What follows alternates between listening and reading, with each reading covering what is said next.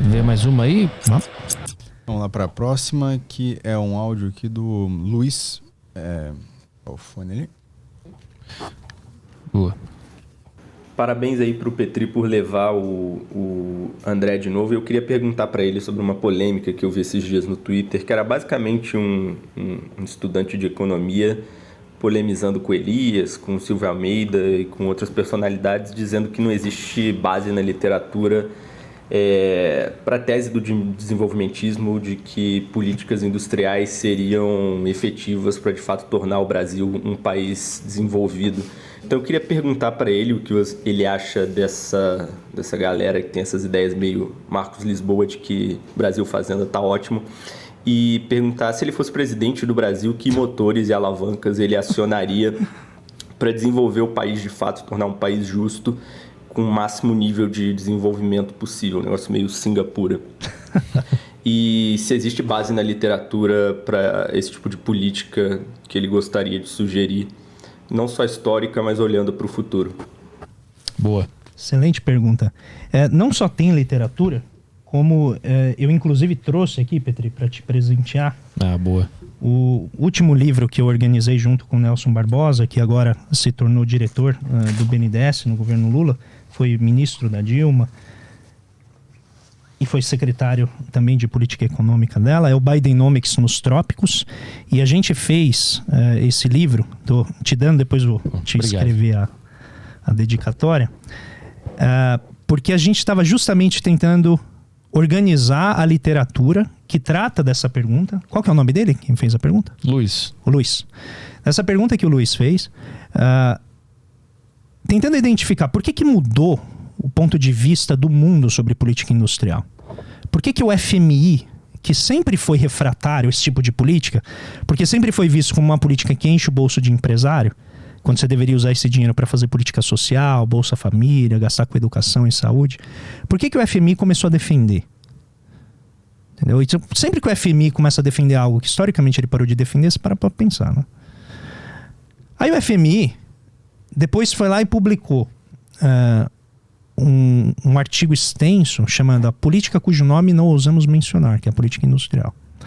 Falando assim, olha, você tem que ter mecanismos de impedir que encher o bolso do empresário não se torne benéfico para a sociedade. Para que ele não capture aquele benefício e não entregue nada em troca. Justo, né? Eu vou lá dar dinheiro para a JBS, eu quero que ela então me devolva mais superávit comercial e carnes de melhor qualidade, com preço mais baixo ou uma diversidade maior de alimentos para eu poder consumir. Eu preciso, né, que haja algo em troca disso. Quando a gente olha a literatura, a gente vê que tem muita coisa nova acontecendo lá fora, só que o nosso ambiente de discussão não é permeável, como ele bem citou. As pessoas ficam assim, não, isso aí não serve, isso aí não funcionou. Nenhum país do mundo isso deu certo.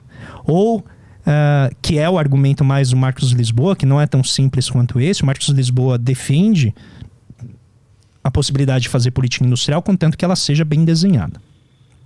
Ele não é contrário, ele só tem uma forma muito particular que ele aceita fazer política industrial, que na minha visão praticamente esvazia a política industrial. Mas enfim, ele aceita isso. Não sei se você conhece o Marcos Lisboa. Ele foi secretário, se eu não me engano, secretário executivo ou secretário de política econômica do primeiro governo Lula. Então ele é alguém que é mais liberal, é considerado liberal, presidente do INSPER e tal, e é um dos nossos adversários intelectuais dentro dessa disputa liberalismo e política industrial.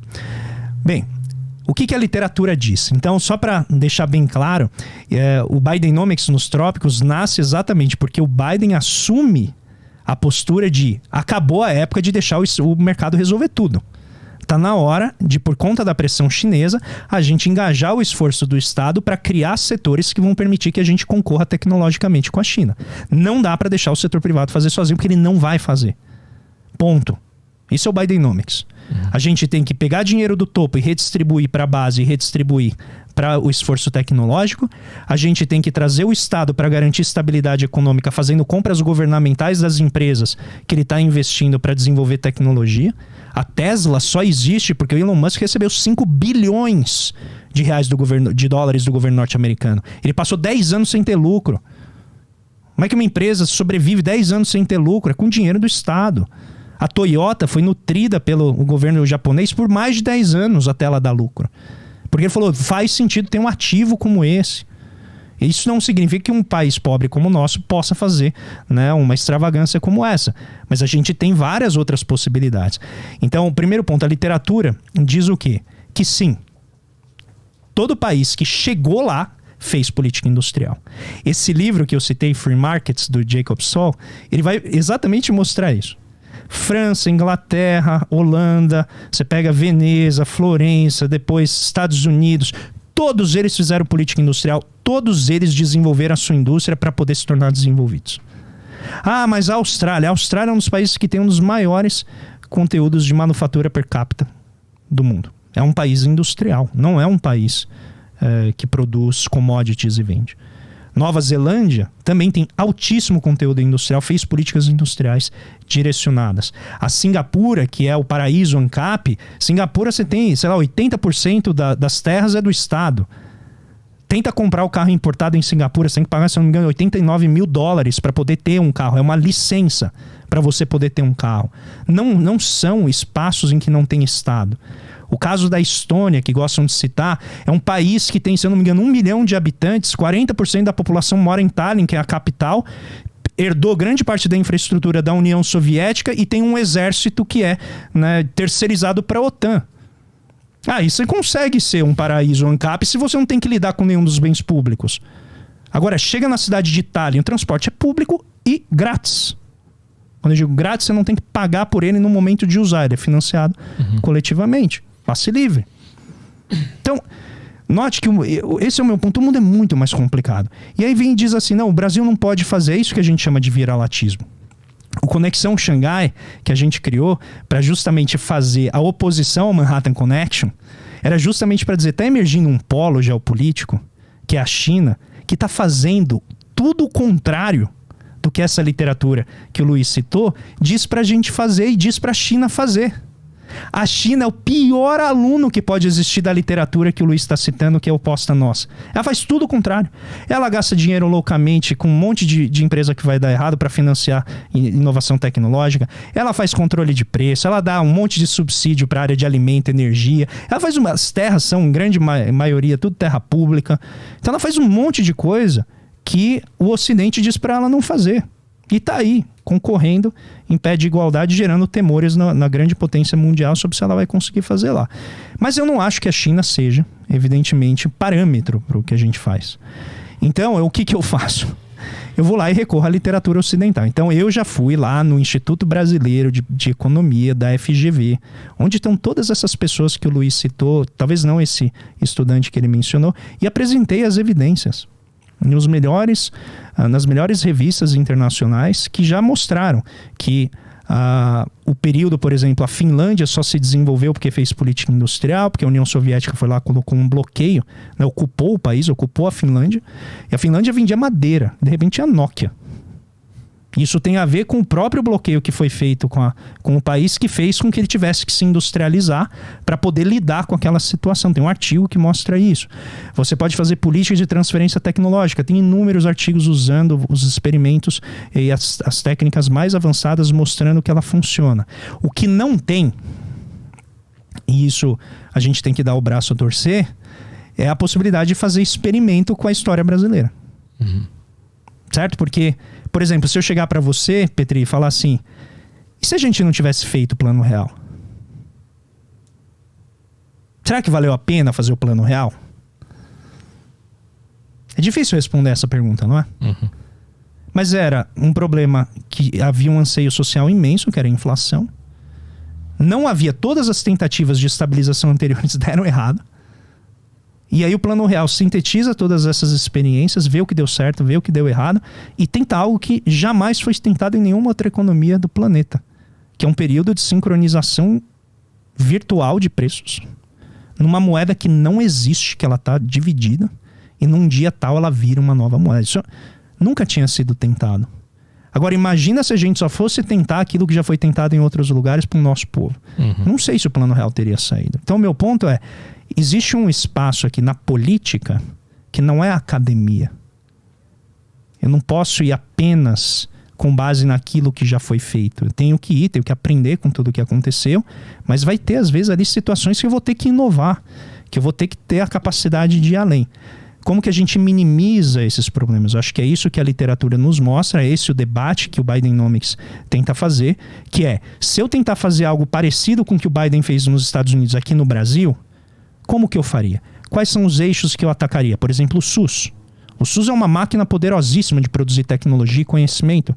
Não é postinho de saúde. O SUS produz medicamento, produz vacina, produz pesquisa, produz análise epidemiológica. A gente consegue ter uma competência enorme no processamento de campanhas de vacina. Que eu sei que para muita gente parece trivial, mas não é nada trivial. A gente poderia exportar isso para o mundo. Ajudar, por exemplo, países da África que receberam a vacina, mas não conseguiu vacinar a sua população porque não tem experiência em campanha de vacinação.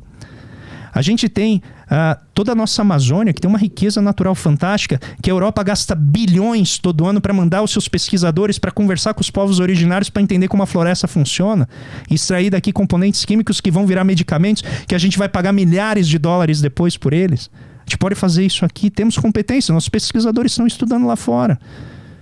A gente tem todo o aparato tecnológico do setor nosso de semicondutores que não vai produzir o chip da Apple. Mas sim, pode produzir o chip do boi. Tem mais, como a gente falou na primeira vez, tem mais boi do que gente aqui. Pode produzir rastreamento de pneu, pode produzir rastreamento de bomba de gasolina, os sensores de bomba de gasolina. Tem um monte de coisa que a indústria brasileira poderia utilizar dentro aqui da nossa camada periférica de produção na área de semicondutores. Não precisamos brigar com os grandes. Então me parece que toda vez que a gente fala de política industrial, em geral vem assim esse ranço dos anos 70, dos anos 60. E não é isso que a gente está falando. A gente está falando de mecanismos muito mais responsáveis, coletando todo o aprendizado que foi feito ao longo de todo esse tempo. Inclusive o livro tenta oferecer uma leitura nesse sentido, mais responsável, cuidadosa, mostrando assim, tem que ter contrapartida, tem que fazer um movimento que seja de curto prazo, não pode ficar dando dinheiro para o empresário, porque depois de um tempo, realmente, o empresário vai lá e fala, não, agora esse é meu direito. Então todo ano eu quero essa isenção. Não pode ser assim, tem que fazer diferente. Qual que é a diferença nossa? Com, por exemplo, Samuel Pessoa, Marcos Lisboa em geral. Eles acham que não dá certo na nossa economia política. Toda vez que você tenta fazer um subsídio, você tenta dar um benefício, esse benefício se petrifica, vira um direito e é muito difícil depois de você tirar. Uhum. Então não tem muito a ver com a essência da questão, tem a ver mais com a nossa capacidade de executá-la adequadamente. E isso, eu não tiro a razão deles nesse sentido, é algo que tem que se trabalhar, tem que se melhorar. Eu só acho que não dá pra gente simplesmente desistir de fazer só porque pode dar errado. Uhum. Porque se fosse assim, grande parte das tentativas não teriam sido tentadas.